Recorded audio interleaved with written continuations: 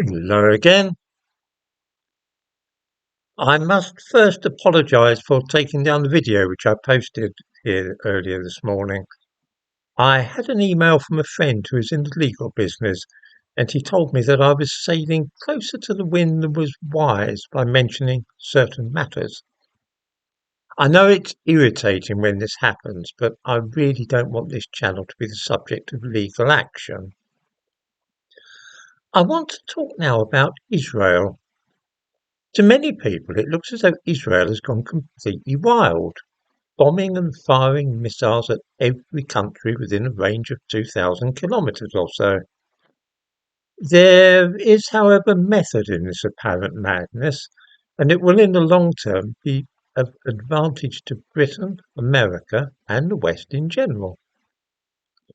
For some while now, commercial shipping has been avoiding the Suez Canal and the Red Sea because the militias, who are the de facto rulers of Yemen, have been firing rockets at ships and even boarding and capturing them. This is either piracy or an act of war, depending upon what legal advice you take. Western powers are reluctant to tackle this problem, which has been pushing up the cost of all sorts of things, including oil, because it has to be taken the long way round to Europe by going around southern Africa instead of using Suez as a short cut. Israel is now putting a stop to this by simply attacking the regime in Yemen and beginning to degrade their military capability. This is doing the job which we should have undertaken as soon as Yemen began behaving like this. Israel are also, of course, sending a message to Iran. Yesterday, Netanyahu, the Israeli Prime Minister, told Iran in an open broadcast that they are heading towards the abyss. There are 60,000 Israeli refugees who have had to leave their homes in the Galil, the north of the country, and now Israel is invading South Lebanon to deal with the Iranian-backed militia there, Hezbollah. This will obviously make the north of Israel safe from attacks by Hezbollah.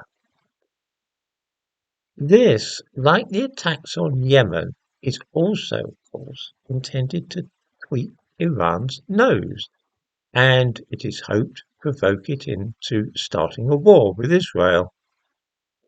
The reason that Israel wants a war with Iran is simple, and it's one which involves us directly. Iran is on the verge of developing nuclear weapons. If they do so, then it's a matter of time before they use them, possibly against Israel, but almost certainly against the West. The way that they so freely arm militias such as Hezbollah, Hamas, and the Houthi, it's quite possible they would hand over a nuclear weapon to a third party to use against America or Britain. We should have stopped the Iranian nuclear weapons program years ago, but have been too timid to do so. We've limited ourselves to things like sanctions, which don't really stop anybody doing anything. Now, just as the Israelis are dealing with the blockade of the Red Sea, which we should have done ourselves, they're going to tackle the nuclear weapons program in Iran. They hope that their actions in Lebanon and Yemen will be enough to provoke Iran into attacking Israel, in which case they will at once destroy things such as the uranium refining facilities, which are hidden deep beneath mountains. If Israel do this, they will essentially be protecting not only their own country, but ours too. Hands up how many viewers want to see Iran and possibly Hezbollah with nuclear weapons. Nobody? That's what I thought. Israel is in fact doing our dirty work for us and taking action that we ourselves should have had the courage to undertake. Allowing Yemen simply to deny international shipping the right to pass through the international waters leading to the Suez Canal has been outrageous. We ourselves should have put a stop to the situation, not allowed a small country to deal with it in this way on our behalf. Precisely the same thing now applies to Iran's nuclear weapons program.